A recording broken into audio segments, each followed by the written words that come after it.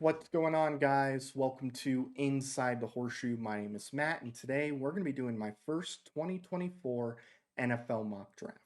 Now, I will say this is only going to be for the first 3 rounds. I do plan on doing a mock draft every single week leading up to the draft, which is in 4 weeks, I believe, 4 weeks on Thursday.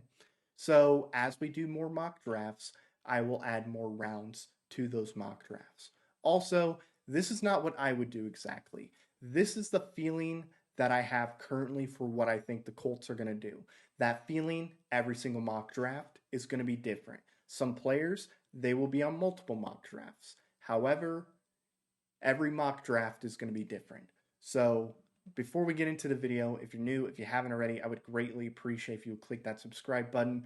Also, click the bell icon so you're notified when I upload a video or when I go live. If you like this video, smack the like button, leave your thoughts in the comments down below. What are your mock drafts? Let me know in the comments down below. And if you have a Twitter, make sure you follow me on Twitter at horseshoe_pod. There's a link in the description down below. So, with that being said, let's get into the mock draft. We're going to start off with the first round at pick 15. So, for a while, I thought Brock Bowers was going to be the pick here.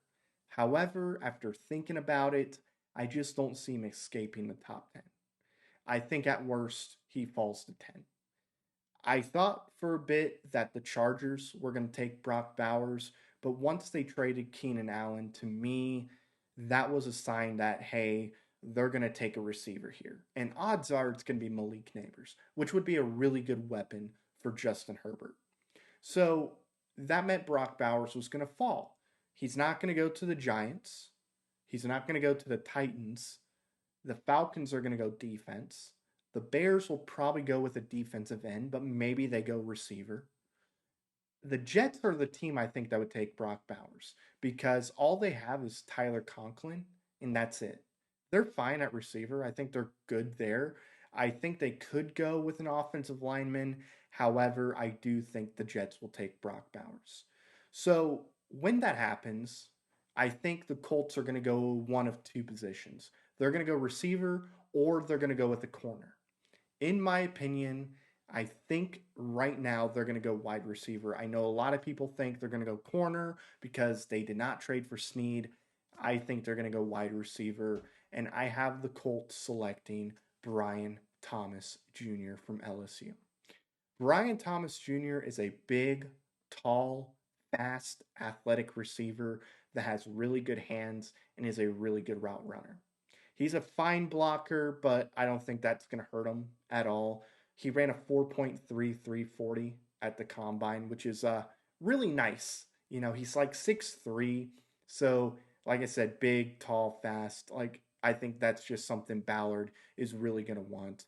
And he's raw too. Like in college, a lot of people were saying, hey, Brian Thomas, he's still raw. He's got a couple things to figure out, but he had like 17 touchdowns at LSU this past season. If he has that many touchdowns when he's raw, just imagine what he's going to be like when he's not raw anymore. I think adding him to this offense gives Anthony Richardson another deep, explosive weapon. And I think this offense would be a lot of fun. I think they're fine at receiver right now, but I do believe they are one receiver away from me being like, yep, I like this group very, very much. I think they're good at tight end. I think once you add Brian Thomas to this offense, it's going to be an explosive offense. It's going to be a lot of fun. I think Richardson will have big numbers in his second year if you add Brian Thomas to this offense. So, yeah, I think they're going to go Brian Thomas here. I would go edge with their first pick. However, I just don't see him doing that right now. So now let's move on to round two, which would be pick 46. I got them going defense here. Chris Ballard has the belief that you win in the trenches. And I'm like, okay, well, they're good with the interior defensive line, right? Like they're good with defensive tackle. They got their nose tackles. Like they're fine interior wise.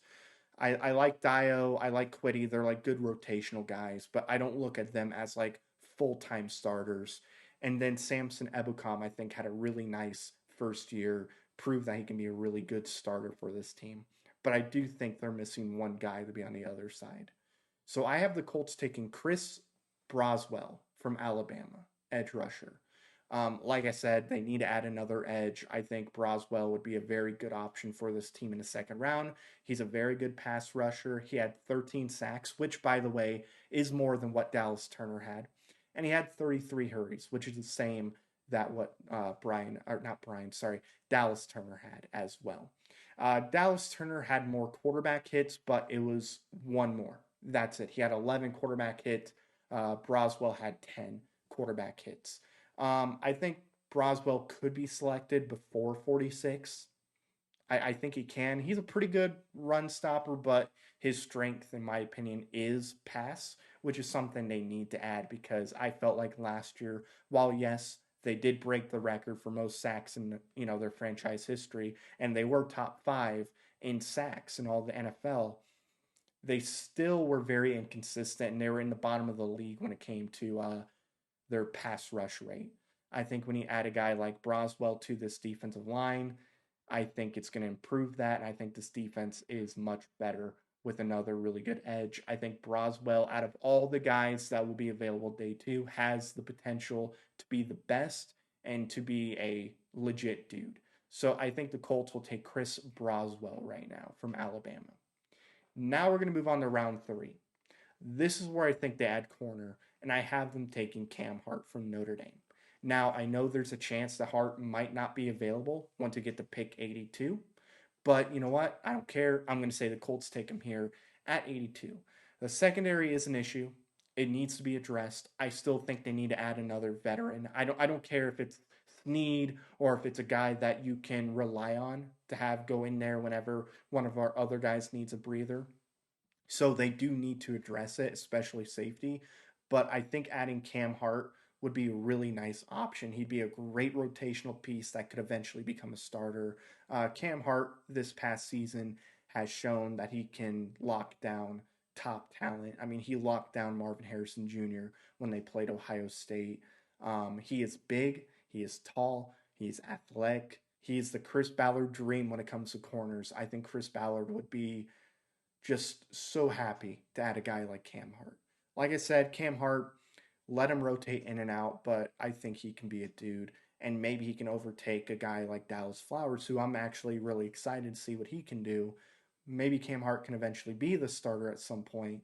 But yeah, again, secondary needs help. I think adding Cam Hart would definitely help the secondary quite a bit.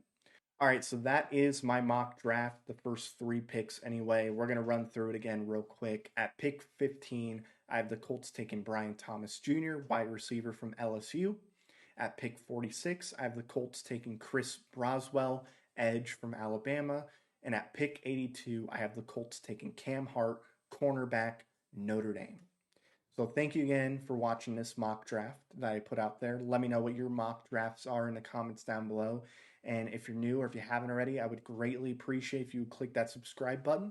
Also click the bell icon. That way you're notified when I upload a video or when I go live. If you like this video, smack the like button. Leave your thoughts in the comments down below.